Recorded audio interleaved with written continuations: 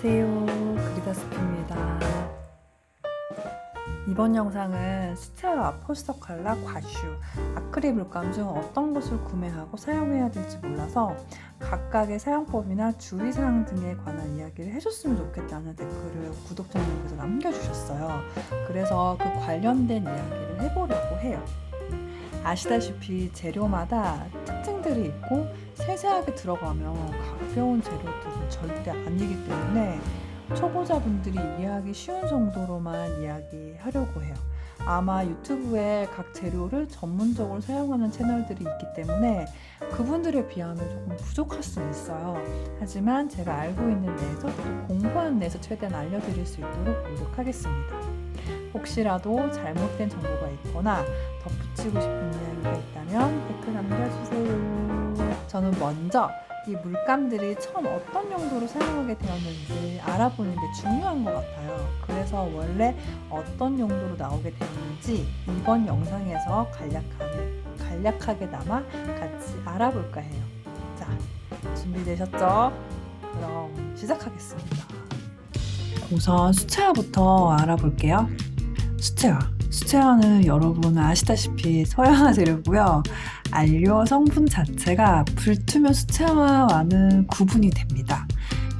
초창기에는 지금처럼 작품을 위해 사용하는 독립적인 재료로 쓰기보다는 판화나 지도 등을 제작할 때 보조 재료의 용도로만 쓰였어요.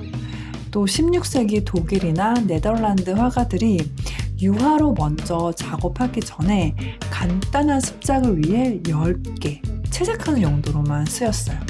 그러다 19세기부터 작품의 재료로 완전하게 인정되었다고 해요. 1900년대에 들어와서야 우리나라의 서양풍의 수채화 기법이 알려졌는데요.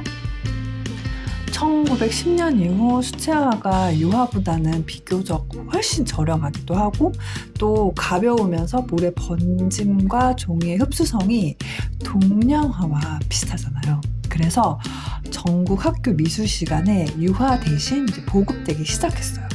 이때 국내에 서양화를 이제 정착하고 확산시키는 역할을 하게 됩니다. 그러니까 처음에는 유화와 다르게 보조 재료로 사용했다는 점, 그리고 우리나라에 들어오면서 저렴한 가격대로 유화 대용으로 쓰이게 되었지만 지금은 하나의 작품 재료로 인정받고 있다는 거 아시겠죠? 그래서 저는 개인적으로 그림을 취미로 하실 분들 중에 습식 재료를 염두에 두고 있다면 가장 먼저 사용해보시는 게 좋겠다라고 말씀드리는 게 이 수채화입니다. 가격 대비 연습하기 너무 좋은 재료라고 생각해요. 그리고 수채화 잘 다루면 웬만한 재료는 거의 다 조금만 연습하면 잘 다룰 수 있다고 생각해요. 그게 저의 의견입니다. 두 번째는 포스터 물감입니다. 포스터 물감은 칼라 인쇄가 등장하면서 나오게 되었는데요. 산업혁명이 일어난 후 상업도 함께 발전하면서 홍보의 필요성이 정말 중요하게 된 거예요. 그러다 보니 하이 컬러, 고컬러의 포스터가 나오게 되었고 그러면서 일러스트레이션의 수요가 폭증하게 된 거죠. 여러분, 포스터가 뭐예요? 포스터는 홍보를 위해서 단 한 장의 종이에 필요한 것만 담아야 하잖아요. 그러니까 사람들의 시선을 이목을 확 끌어당길 만한 포스터가 필요했고 이런 부분들이 잡지나 책 이렇게 나오게 된 거죠. 그 포스터를 제작하기 위해서는 인쇄용 원본을 만들어야 했는데 샘플이 필요했던 거죠.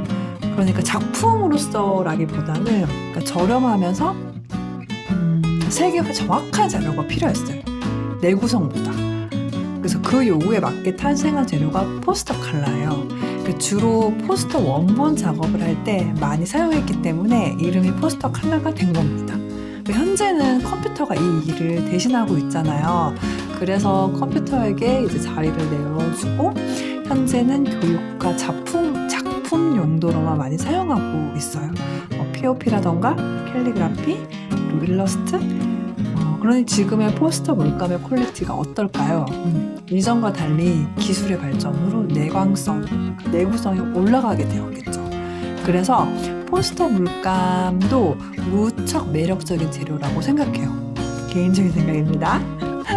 수채화 같은 경우 물 저어서를 잘 못하게 되면 얼룩덜룩한 자국이 생기거든요.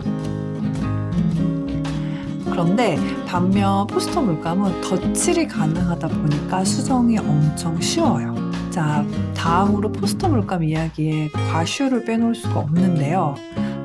과슈 같은 경우 놀랍게도 포스터 물감과 같은 종류의 안료 재료가 들어가요. 하지만 과슈에 들어가는 재료의 좀 저렴한 대체재들이 포스터 물감에 들어가기 때문에 가격면이나 내구성 부분에서는 확실히 좀 더 좋은 물감이라고 할 수 있겠죠? 과슈 같은 경우 수채화와 거의 같은 시기에 사용되었고 수채화와 동일하게 수용성 아라비아 고무가 원료인데요. 제조법이 회사마다 조금씩은 다르기 때문에 재료에 대해 정확한 정의를 내리기는 어렵지만 수채화와 포스터 칼라 모두의 장점을 가지고 있어서 피카소나 에곤 실레, 샤갈 등 많은 예술가들이 사랑한 재료였어요. 그리고 이후에 수채화 과슈의 단점을 보완한 아크릴 과슈도 나오게 되면서 작품을 이제 표현하는 데 있어서 선택의 폭이 매우 넓어졌다고 할 수 있어요. 수채화의 맑은 느낌과 포스터 컬러의 묵직함을 원하는 분들이라면 과슈를 적극 추천합니다. 저도 개인적으로 습식 재료 중에서는 과슈를 가장 좋아해서 전시에 쓰는 이제 개인 작품을 할 때에는 아크릴보다는 과슈를 좀 더 많이 사용하는 것 같아요. 이제 마지막으로 아크릴 물감. 아크릴 물감은 주로 유화와 많이 비교가 되는데요. 한 1920년대 민중들의 사회적, 정치적 문제를 그래피티, 그러니까 벽화 운동으로 전개가 되면서 사람들이 많이 볼 수 있는 시내의 공공 건물이나 광장의 벽면을 활용하기 시작했어요. 근데 그렇게 남긴 메시지들이 지워지지 않기 위해서는 어떻게 해야 되겠어요? 기후변화나 내구성이 뛰어난 물감이 필요하게 된 거죠. 이런 상황을 고려해서 여러 가지 연구를 하게 되었고 1950년대 아크릴 물감을 시판하게 되었어요. 그러다가 1960년대 자유분방한 젊은 화가들의 작품 제작 방법이 아크릴 물감과 그 특성이 꼭 맞아 떨어지게 되면서 이게 급속도로 보급하게 된 재료예요. 그래서 다른 재료에 비해서 역사가 되게 짧아요. 그래서 아크릴 물감의 큰 장점이 뭐냐면 수채화와는 달리 어디서든, 그러니까 금속, 나무, 유리, 플라스틱, 종이나 천 등 다양한 재료에 발라도 색이 잘 먹고 유화와 비슷한 느낌을 내면서도 유화보다 더 빨리 마르고 색 지속력이 뛰어나다는 장점이 있어요. 그러다 보니까 많은 예술가들이 당시 선택하게 된 것 같고요. 현재까지도 많은 예술가들이 작품에 이 재료를 사용하고 있어요. 지금까지 말씀드린 이 4가지 재료들은 모두 서양에서 온 재료인데요. 꼭 짚고 넘어가야 될 것이 있어요. 서양화의 대표 재료는 유화입니다. 그래서 유화는 서양의 거의 근본 재료라고 할 수도 있고, 그러니까 서양 그림의 뿌리인 거죠. 기법도 엄청나게 다양하며 표현 효과도 여러 가지로 낼 수 있는데요. 현재 기성 작가들이 이제 아크릴 물감과 유화 물감을 병행하거나 아크릴 물감을 주로 사용하는데, 아크릴은 유화와 다르게 광택이 없어요. 그래서 유화는 각 색채 나름대로의 가지고 있는 고유 광택이 있고, 글레이징 같은 기법은 아크릴에서는 절대 구사할 수 없다고 해요. 그래서 아크릴은 너무 빨리 마르는 장점이 있지만 또 그로 인해서 다양한 기법들을 구사할 수 없는 단점이 있어요. 유화를 사용하기 위해 따로 구비해야 되는 재료가 많고, 또 휘발성 재료 때문에 냄새가 많이 나거든요. 그래서 환기도 시켜야 하고 작업실이 따로 있지 않으면 사용하기는 좀 어려운 재료라고 저는 생각을 해요. 저는 유화를 사용해 본 적이 없습니다.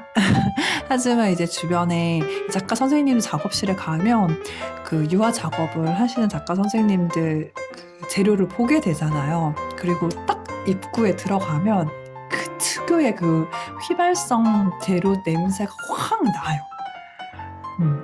그래서 저는 개인적으로 배워보고는 싶지만 그 특유의 냄새가 썩 좋지만은 않았던 것 같아요. 개인적인 의견입니다. 네, 그 냄새를 되게 좋아하시는 분들도 있어요.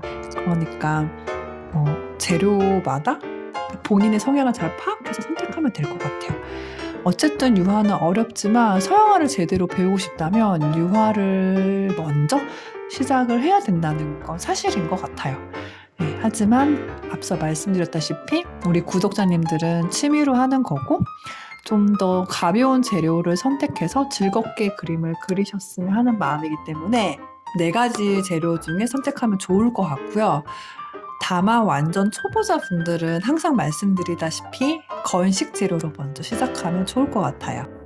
자, 어떠세요? 각 재료들이 어떻게 나오게 되었는지 알아보니 재료마다의 요소가 머릿속에 그려지지 않아요? 하지만 우리가 꼭 시작된 요소를 사용할 필요는 없어요. 어떻게 시작되었는지 보면서 자연스럽게 특성들까지 알 수 있게 되면 그 특성을